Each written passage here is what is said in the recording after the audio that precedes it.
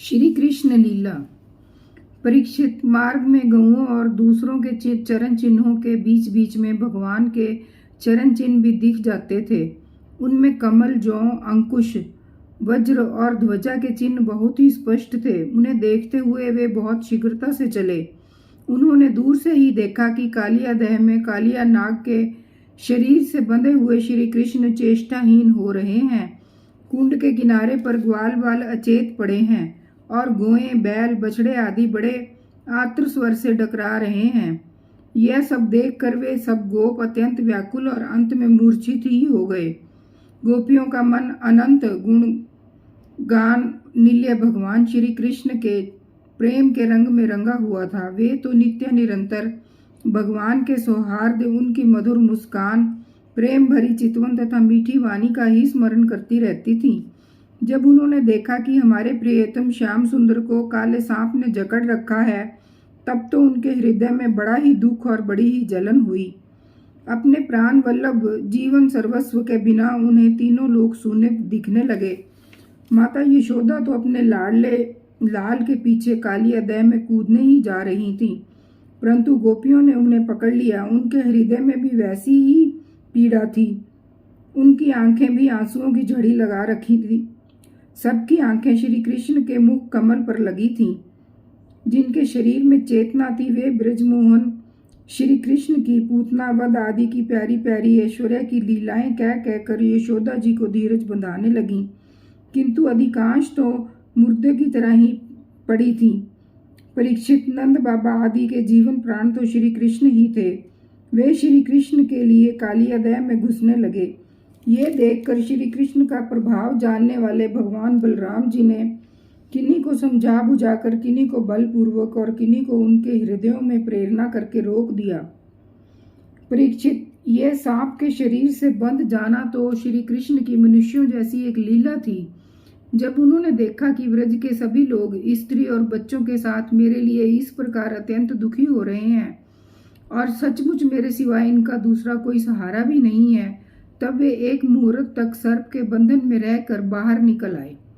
भगवान श्री कृष्ण ने उस समय अपना शरीर फुलाकर खूब मोटा कर लिया। इससे सांप का शरीर टूटने लगा। वह अपना नागपाश छोड़कर अलग खड़ा हो गया और क्रोध से आग बबूला होकर अपने फण ऊंचा करके पुकारने लगा।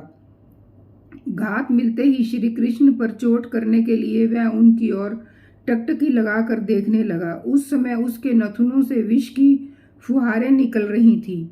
उसकी आंखें स्थिर थीं और इतनी लाल लाल हो रही थीं मानो भट्टी पर तपा हुआ खपड़ा हो। उसके मुंह से आग की लपटें निकल रही थीं। उस समय कालिया नाग अपनी दोहरी जीभ लपलपाकर अपने होठों के दोनों किनारों को चाट रहा था और अपनी कराल आंखों से विष की ज्वाला उगलता जा रहा था। अपने वाहन गरुड़ के समान भगवान श्री कृष्ण उसके साथ खेलते हुए पैंतरा बदलने लगे और वह सांप भी उन पर चोट करने का दांव देखता हुआ पैंतरा बदलने लगा। इस प्रकार पैंतरा बदलते बदलते उसका बल क्षीण हो गया। तब भगवान श्री कृष्ण ने उसके बड़े बड़े सिरों को तनिक दबा दिया और उछलकर उन पर सवार हो गए। कालिया नाग के मस्तकों पर बहुत सी लाल लाल मणियां थीं। उनके स्पर्श से भगवान के सुकुमार तलुओं की लालिमा और भी बढ़ गई। नित्य गान आदि समस्त कलाओं के आदि प्रवर्तक भगवान श्री कृष्ण उसके सिरों पर कलापूर्ण नृत्य करने लगे।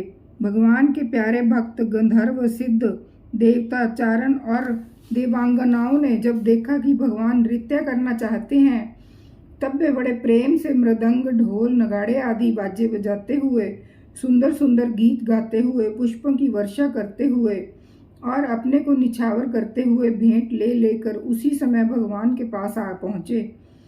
परीक्षित, कालिया नाग के 101 सिर थे। वह अपने जिस सिर को नहीं झुकाता था उसी को प्रचंड दंडधारी भगवान अपने पैरों की चोट से कुचल डालते। इससे कालिया नाग की जीवन शक्ति क्षीण हो चली। वह मुंह और नथुनों से खून उगलने लगा। अंत में चक्कर काटते काटते वह बेहोश हो गया।